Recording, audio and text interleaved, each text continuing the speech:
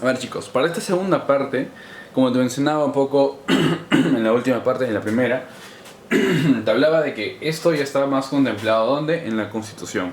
Sin embargo, esto de aquí, si bien no lo contempla la Constitución directamente, ¿no? Sí está dentro de nuestros derechos de la libre expresión, libre manifestación. ¿Ok? No es explícito, es implícito, espero que sepas qué significa, ¿no? Y se puede participar de esa forma. Bien, ahora vamos con esto, ¿no? Te explicaba un poco. Esto no solamente tiene que ver contigo. No solamente tú solo no la puedes hacer. Tú puedes dirigir, obviamente, pero no esto requiere de mucha más fuerza. No solamente de ti, sino de muchas personas. En un porcentaje considerable de la población en general. Población no de San Benito, es una población del Perú. ¿Ok? Vamos. B. Mecanismos de participación ciudadana. ¿Ok? Son mecanismos, ojo, ¿ah? No es solamente hablar por hablar, son mecanismos, o sea, que son pasos que se tienen que seguir, procedimientos que se tienen que seguir para que la participación se dé y sobre todo para que dé resultados. Y esto ha pasado, seguramente por ahí conoces un ejemplo, lo vas a ver.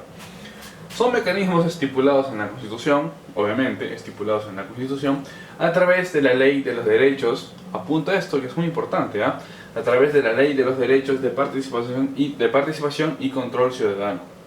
Es decir, la ley número 26300. ¿Ok? 26300, 26300. Ahora, hay un montón, déjame decirte, hay un montón de formas de participar.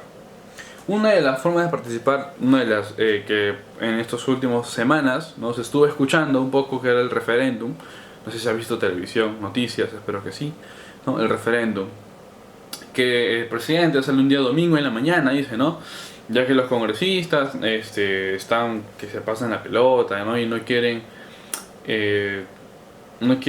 cancelar la inmunidad parlamentaria, vamos a convocar un referéndum. Recuerda que Vizcarra dijo eso, ¿no? El presidente Vizcarra. Entonces esa es una forma de participación. Tú participas en el voto, en el referéndum, marcando sí o un no, dices tu opinión. Bien, ahora eso no solamente depende de ti, ¿te das cuenta? Es todo el Perú el que marca o el sí o el no. Y recién se toma una decisión. ¿Ok? Vamos. Así como hay un montón, yo solamente voy a hablar de este caso de 4, que son las más importantes. Bien, las 4 tienen el mismo peso, ¿eh? Todas en general son importantes, pero estas 4 creo que son fundamentales. Vamos. Primero, la revocatoria de autoridades. Esto de por sí, estoy seguro que lo has escuchado. Revocatoria de autoridades. Recuerda, el gobierno municipal de Susana Villarán, ¿no? Quisieron revocarla, ¿te acuerdas? Marca el sí, marca el sí, marca el no, marca el no. ¿Ok? Vamos. La Constitución establece, siempre la Constitución está presente, establece que la revocatoria se ejecuta cuando las autoridades no respetan los acuerdos básicos delegados por la voluntad popular. ¿Qué quiere decir? Que las autoridades no respeten los acuerdos básicos delegados. Es decir, cuando una persona asume el cargo, un cargo representativo, ¿no? De gobierno, asume ya ciertas responsabilidades, no solamente con el municipio o gobierno que tenga, ¿no? Sino también con la sociedad. Obviamente, si tú en tu campaña has prometido todo un listado de cosas y no has cumplido ninguna, y encima de eso te descubren, ¿no? Casos de corrupción, te descubren despilfarro de dinero, obviamente estás faltando, ¿no? a estos acuerdos básicos que te han delegado por tu función. En este caso, un porcentaje de las personas que tú puedes investigar se puede utilizar el mecanismo de la reforma de la revocatoria de autoridades. Tú puedes revocar autoridades cuando ves que las cosas no lo están haciendo bien. El caso de Susana Villarán, por ejemplo, fue bastante polémico, ¿no? Un grupo importante de personas juntaron firmas y impulsaron la revocatoria, ¿no? Al final lograron llegar, ¿no? Nos hicieron, bueno, yo no estaba todavía, pero las personas adultas, mayores ya marcaron, ¿no? Por el sí o por el no, y al final ganó el no, ¿no? Y Susana Villarán logró terminar su periodo. ¿Ok? Esta es una forma. Ahora, Te preguntarás, ¿puedo revocar a todo el mundo? El presidente no me cae bien. No, no puedes revocar a todos. Hay dos excepciones. ¿A quién? Al presidente no lo puedes tocar y a los congresistas tampoco.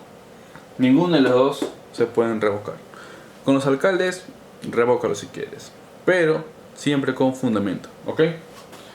2. Rendición de cuentas. Creo que el mismo nombre ya se explica por sí solo, ¿no? Rendición de cuentas. ¿Qué quiere decir rendir cuentas? Derecho, es un derecho a interpelar a las autoridades respecto a la ejecución presupuestal. Ejecución presupuestal y uso de los recursos propios. Procede contra las autoridades que puedan ser revocadas. Bien, vamos a desarmarlo. Derecho a interpelar. ¿Qué es interpelar?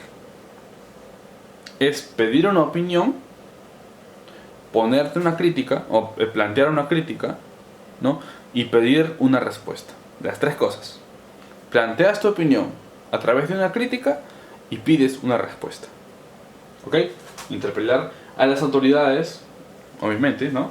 Respecto a la ejecución presupuestal. Esto no tiene mucho que ver con acuerdos básicos. Eso tiene que ver estrictamente con el presupuesto. Por ejemplo, cuando un gobierno presidencial o lo que sea, ¿no? Vamos a hablar con el distrital, que es el más cercano. Inicia su gobierno, todo su periodo, tiene un presupuesto que sale de los impuestos, ¿no? De nuestro bolsillo. Entonces, obviamente, este gobernador, este representante tiene que ejecutar bien su trabajo, tiene que cumplir al pie de la letra, de manera ortodoxa, ¿no? lo que requiere la ley, y siempre cumpliendo y respetando sobre todo el presupuesto público, porque es el dinero de todos. Sin embargo, en nuestro país es famoso, ¿qué cosa? Es famosa, ¿qué cosa? La corrupción, ¿no? Se roban el dinero de tal, que dan una coima de tal, pero ya ves que no se cumple a pesar de, ¿cierto? ¿No? Obviamente también los recursos del Estado, ¿no? Bueno, dice que esto procede contra quienes, con las autoridades que pueden ser revocadas, es decir, contra todos menos el presidente y los congresistas. ¿Te parece justo? A mí no. Vamos a ver. Número 3. Presupuestos participativos. Esto nos explica un poco por sí mismo, así que vamos a explicar. Presupuestos participativos. Es un mecanismo de asignación, ¿ok? Equitativa, racional, eficiente, eficaz y transparente de los recursos públicos. Es decir, la fiscalización de la gestión presupuestal. ¿Ok? Aquí tú pides una rendición de cuentas. ¿Qué es rendición de cuentas? Es decir, le dices un poco que te explico esto y para enganchar con esto. Bien, a ver, tú, señor alcalde, llevas 2 años de gobierno y no has hecho nada. Literalmente nada. Quiero ver las cuentas de la municipalidad. Entonces el alcalde medio que se asusta, ¿cierto? Pero tiene que dártelo, recuerda. Es un derecho. Ok, te da las cuentas. Obviamente no a ti solito, ¿no? Es un grupo organizado, obviamente. Te da las cuentas y tú puedes ver, ¿no? Desde marzo hasta mayo son los gastos, son los ingresos. Desde junio hasta agosto, gastos, ingresos. Todo está ok, todo está en orden. Todo está en orden, no hay ningún problema. Pero cuando no está en orden, corrupción, despilfarro, cuentas anónimas, etcétera, etcétera, etcétera. ¿Ok? Sin embargo, esto es que tú le pides una rendición de cuentas. Tú pides que te den las cuentas y tú puedes ahí ver qué ha pasado. Sin embargo, esto, presupuestos participativos, ¿qué es? Es una fiscalización constante. ¿Ok? Fiscalización constante. Un grupo de personas se agrupan, un grupo de personas se organizan y van pidiendo constantemente, mes tras mes, año tras año, ¿no? ¿Cuáles han sido los balances de todo el manejo municipal, para este ejemplo? ¿Ok? Obviamente este manejo tiene que ser, ¿no? Equitativo, para todos igual, racional, que no se gaste por las puras, eficiente, que el gasto cumpla sus propósitos, no puentes que se caigan ni que se desplomen. Tiene que ser eficaz y sobre todo transparente, no cero corrupción. Fiscalización de la gestión presupuestal. Fiscalizar siempre. saber qué está pasando constantemente. Bien, así se puede participar también. Cuarto y último, consulta previa. Esto se explica por sí mismo, pero en el concepto puede ser un poco diferente, no es lo que te esperas quizá. Consulta previa. Es un derecho, recuerda que es un derecho, ok, no es un regalo, es un derecho, que permite a los pueblos indígenas pueblos indígenas, aquí se cierra un poco el círculo, ¿no? Permite a los pueblos indígenas dialogar con el Estado, buscando llegar a acuerdos sobre decisiones que puedan llegar a afectar sus derechos colectivos, calidad de vida o desarrollo. Aquí se borra un poco. ¿Qué quiere decir? Quiere decir que estos pueblos indígenas, ¿no? Pueblos indígenas, clase de diversidad étnica, ya los conoces, ¿qué pueden hacer? Pueden pedir cuentas, rendición de cuentas también, ¿no? Y sobre todo tienen que dialogar. ¿Con quién? Con el gobierno. ¿En qué situación? Cuando el gobierno quiere tomar una medida que involucre no solamente al pueblo indígena, sino también a su territorio, ¿no? A su calidad de vida, a su capacidad de desarrollarse. Ejemplo, cuando un gobierno quiere traer, digamos, una minería extranjera, ¿ok? Y le dan una zona de la Sierra Selva, ¿no? En el que bastante cerca, a un pueblo en el que viven 200 personas. Son 200 personas. Pero ese pueblo depende de una laguna. Ahora, a unos kilómetros de la laguna se va a desarrollar esta minería, que evidentemente va a contaminar la laguna. Entonces, estas personas, estos pueblos indígenas, se pueden organizar y pueden dialogar.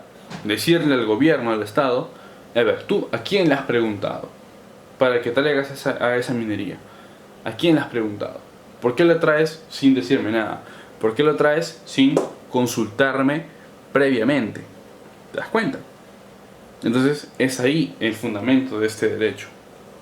Bien, obviamente eso tiene que ir en favor de los derechos colectivos, de la calidad de vida y del desarrollo, ¿no?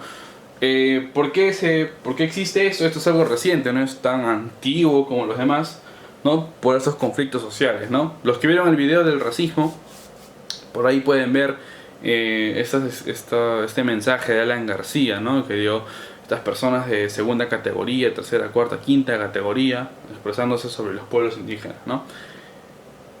¿Te das cuenta qué vergonzoso es? Entonces, este tipo de acciones gubernamentales tienen que ser consideradas, ¿no? Y sobre todo consultar con los derechos que tengan los pueblos indígenas, ¿ok? Consulta previa, importantísimo.